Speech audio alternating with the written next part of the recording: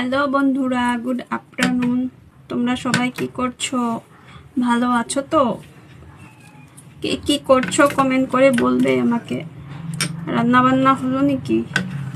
ফিমেলদের বলছি, রান্না বান্না হলো?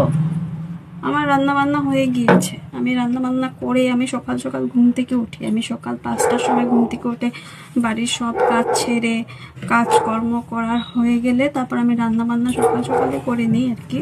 কারণ আমার সেলাই কাজ থাকে তো, তাই তো সেলাই কাজটা থাকার জন্য আমি তাড়াতাড়ি সব কাজ করি, না হলে আমার সেলাই কাজটা পরে আর করা হয় না। যদি আমি ঘরের সংসারে কাজে সারাদিন করতে থাকি তো আমার সেলাই কাজটা করা হবে না। তো আমি সেলাই কাজটাকেও ইম্পর্টেন্ট বলে মনে করি, তাই আমি সকাল সকাল ঘর সংসারে কাজ করে রান্না বান্না সেরে সব কিছু সেরে সকালে খাবার খেয়ে সব কাজ সেরে আমি তারপর যখন আমি বেকার সময়টাতে থাকি, বেকার টাইমটাতে আমি সারাদিন আমি সেলাই কাজ করি।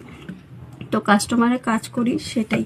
তারপর আমার কাস্টমারে কাজ করি, আর এখনও আমি কাজ করছি, সেলাই কাজ করছি। আর্জেন্ট কাজ আসে তো, তাই আমার মানে এগুলো করতে হয় আর কি।